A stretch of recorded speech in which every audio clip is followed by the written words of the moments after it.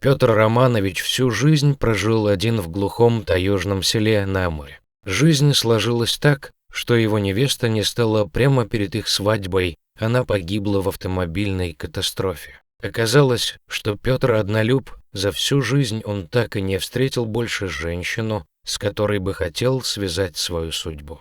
А может, и не захотел встретить. Но жизнь прошла, а у него ни семьи, ни детей. Раньше ему часто летом привозили погостить племянника Женьку, сына родного брата. С Женькой они, что называется, были одной крови. Любили лес, рыбалку, животных и грибную охоту. Петр был очень привязан к мальчику и считал его почти что сыном. Но годы шли, мальчик рос, у него была своя кипучая жизнь, и они много лет не виделись. А в последнее время даже почти не перезванивались. Петр каждый раз в телефонных разговорах звал Женю приехать в гости. Предлагал, как в давние времена, походить с удочкой, порыбачить, поохотиться. Но парню все время не хватало времени на такое далекое путешествие. И вот этим летом Женя сообщил, что наконец-то собирается приехать погостить. Он даже уже купил билеты на самолет. Петр ждал племянника с нетерпением.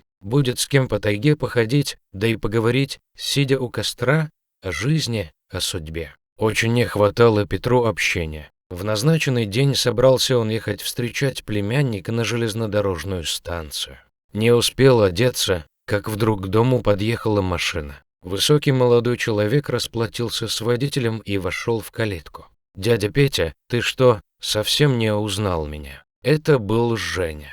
Как он вырос и изменился за это время. «Жека, а как же ты?» «Я же собирался ехать тебя встречать», — растерялся Петр. «Зачем, дядя Петя? Я такси взял от станции. 21 век на дворе. Ты, небось, меня на лошади с телегой собирался встречать?» Громко засмеялся парень. «Так ведь дорого это, такси-то. Ты бы не сорил деньгами». И они крепко обнялись. Вечером долго сидели за накрытым столом, и Женя рассказывал своему любимому дядьке, как он жил все эти годы. Закончил престижный вуз с красным дипломом, потом работал в одной очень крупной и богатой фирме. Там получил колоссальный опыт. Работали с иностранцами, пришлось выучить несколько языков. За годы работы он смог купить небольшую квартиру. На работе его очень ценили как высококлассного специалиста, но ему хотелось чего-то большего. Он решил создать свое дело. Сперва было трудно, но потом все наладилось. Фирма начала приносить доход, а сейчас у него процветающая компания. Все работает как часы, как хорошо отлаженный механизм. Поэтому и появилось наконец-то время, чтобы съездить в отпуск. «Дядя Петя, родители тебе огромный привет передавали, ждут в гости. Давно ты у них не был, все по телефону да по телефону».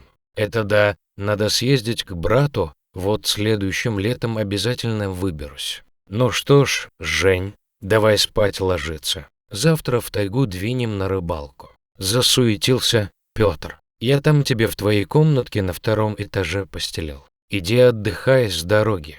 Наутро, основательно позавтракав, Петр засобирался на рыбалку. «Дядя Петь, а ты в лес все пешком ходишь, да все на себе тащишь?» Поинтересовался племянник. «Ну а как, Жень, все так ходят, и мы с твоим отцом, когда пацанами были, и наш отец и дед так ходили, не на лошади же туда ехать. А ты знаешь, что такое квадроцикл?» Поинтересовался парень. «Знаю, конечно. Я же еще не совсем тундра. Телевизор смотрю». Засмеялся Петр. «Дядь, я хочу подарить тебе такую штуку. Будем на рыбалку ездить и на охоту. А когда я уеду, он у тебя останется». «Женя, на что он мне?»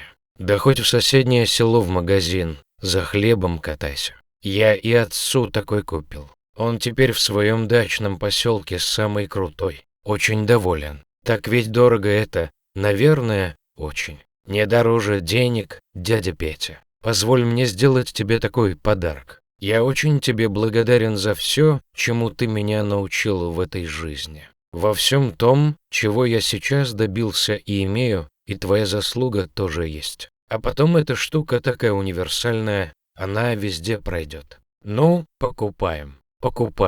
Долой лошадь. Вперед, навстречу прогрессу. Засмеялся Петр. На следующий день во дворе уже стоял этот красавчик-мини-внедорожник. Эх, завтра на рыбалку рванем с ночевкой, размечтался Петр. На 3 дня, может, даже больше. В дорогу собирались основательно. Палатка, теплые вещи, спальники, запас еды и воды на несколько дней, ружья и рыболовные снасти. Все было загружено в багажнике нового железного коня. Ох, и набрали, удивился Петр. Да, в тайгу как на курорт, на себе столько не унесешь. Слушай, Женька, я такое место в тайге знаю, невероятной красоты, там и озеро, и река, все рядом.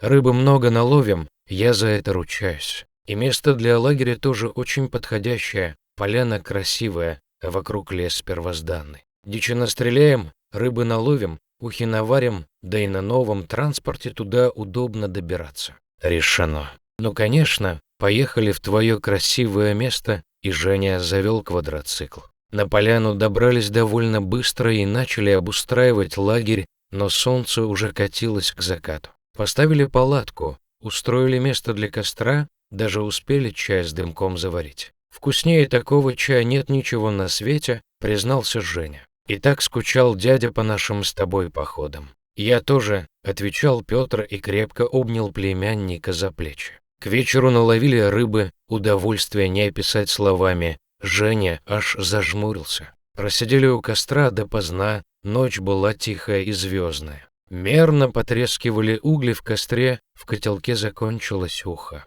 Решили разбредаться по спальникам и укладываться на ночлег. На завтра было много плав. «Сегодня пойдем к озеру, оно тут совсем недалеко», — предложил с утра Петр. Крепкий чай с бутербродами, и вот они уже зашагали вдоль подножия небольшой сопки в сторону озера. На берегу, заросшим овняком и таволгой, расположились для рыбалки. «Дядь, тебе не кажется, что вон из этих кустов доносится какой-то странный звук, как будто кто-то тяжело вздыхает? Прислушайся». «Да вроде нет, все тихо». Петр посмотрел в сторону кустов. «Я ничего не слышу. Тебе, наверное, показалось». Еще немного покидав спиннинг, Женя не унимался. «Дядя Петя, там все-таки кто-то стонет. Пошли посмотрим». «Тогда подожди, я возьму ружье, мы же все-таки в тайге, и это вряд ли человек, скорее всего зверь. А звери тут бывают разные, сам понимаешь». Приблизившись к кустам на несколько десятков метров между тоненькими ветками ивника, вдруг засветился рыжий бок тигра. Тигр лежал на земле. Сделав еще несколько шагов, мужчины поняли, что зверь их видит, но не нападает. Значит, с ним что-то не так. Ранен или, может, даже умирает. Выставив вперед ружье и каждую секунду готовый нажать на курок, Петр жестом показал племяннику оставаться на месте, а сам потихоньку двинулся вперед. Зверь лежал неподвижно и только стонал. Раздвинув ружьем ветви, Петр долго рассматривал диковинное животное. Он раньше никогда не видел живого тигра так близко. Иногда в тайге мужчина только встречал его следы. Рассмотрев внимательно животное, он увидел, что из задней лапы тигра торчала огромная заноза. Он не мог наступить на лапу и не мог двигаться. Началось нагноение раны. Видимо, он давно лежал здесь, без еды и совершенно без сил от голода. Надо было спасать бедное животное. Тигр полностью доверился людям, он даже не поднимал голову в их сторону. Аккуратно удалив занозу, мужчины обработали лапу зверя и, оставив ему немного своего улова, удалились в лагерь. Всю ночь Женя не мог уснуть, он переживал за животное. Как только расцвело, он поднял дядю, и они отправились посмотреть, как там их подопечный. Но зверя на берегу мужчины уже не нашли, как и оставленной ему еды. Значит, он вернулся в тайгу, и все с ним будет хорошо. Через несколько недель Евгений улетал домой. Такого классного и запоминающегося отпуска у него еще никогда не было. Понравилась история? Ставьте лайк и подписывайтесь на канал. Впереди еще много всего интересного. Всего доброго!